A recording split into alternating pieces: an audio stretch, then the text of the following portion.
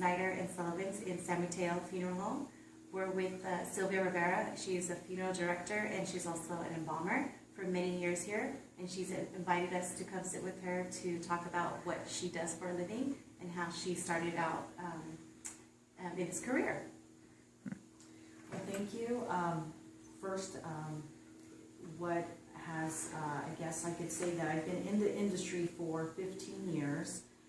I started off straight from high school, but I went to City College in San Francisco before I decided to make this career choice. While I was in school, I really liked biology and I liked sociology and was able to determine that I would like to help people in some way, shape, or form. So I've been at Snyder and Sullivan now for 8 years, and my main goal really is to help people decide on what funeral celebrations they would like to choose. Just like people who help those with weddings, we in a sense are doing the same thing except celebrating someone's life.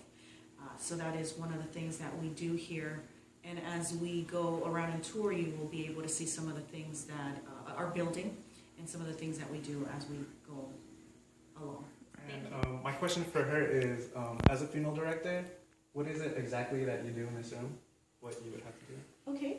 Well, one of the things that we do is we help families decide on types of caskets or urns if for some reason they've selected something that like cremation.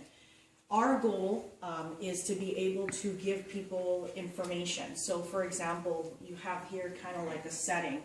And here, if you do a little bit of a close-up, it'll explain the different types of metals that we sell and the different types of woods. Now, we have different types of metals based on the quality that the families would like. It is their choice to make, and we help guide them through those steps. So, as you can see, not only do we have caskets, we actually also have urns for people who select cremation as an option. And these are some of the urns here that we have. But what is really popular right now and new are these little keepsakes. People are able to keep a little bit of ashes inside, like this heart, and it's really pretty, and you're able to put just a little bit of ashes in the back, and where it'll also be sealed, as well as jewelry. Most people who select jewelry can select a ring or a bracelet or a necklace as well, and where just a little bit of ashes would go inside, and they could keep that memory forever. And that's something new that has now been offered in the funeral. Yes, it's really popular these days, and then maybe the last couple of years, people have been selecting, so it's really, really popular. So, for your career, what specific characteristics do you think one should have to be successful in this career study? Actually, that's a very excellent question. I think that in order for you to be successful in any career choice that you make, you have to love and be passionate for what you do. What it takes for me, it's just patience. I think I've grown to be a little bit more patient, understanding, empathize, and really enjoy life, as this business has taught me that sometimes life can be short and you should enjoy every moment of it.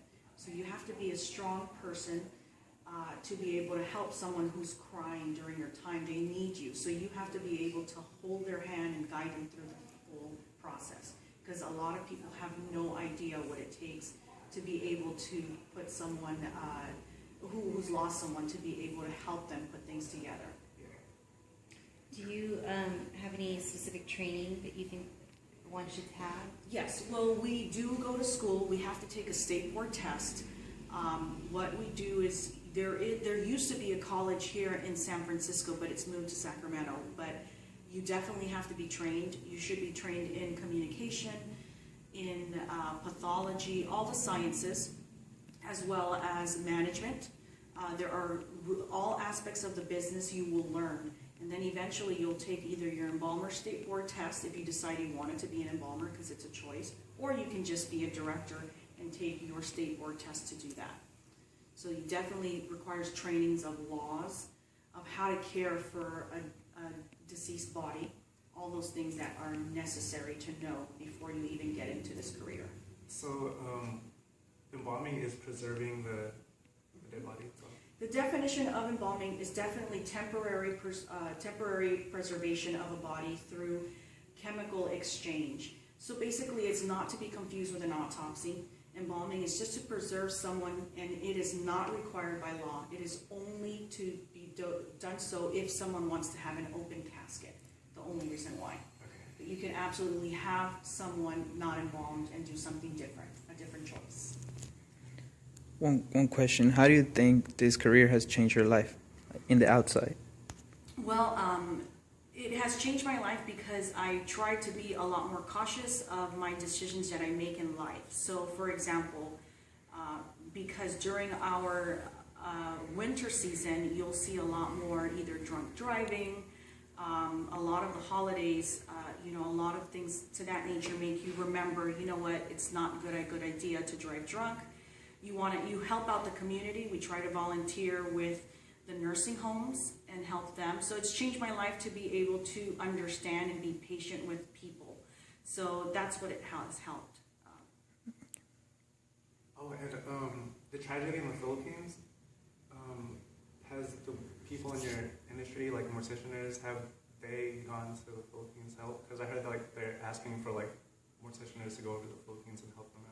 What we do is we do donations. So our corporate office, which is Cypress Lawn in Colma, they have asked all employees to give either donations of food or clothing, and they send it off. Unfortunately, we're a small little community, so we cannot afford to send people out. But at the same time, we donate what we can. So like either food, supplies, and clothing for children, toys, things that they have lost. So that's how we help.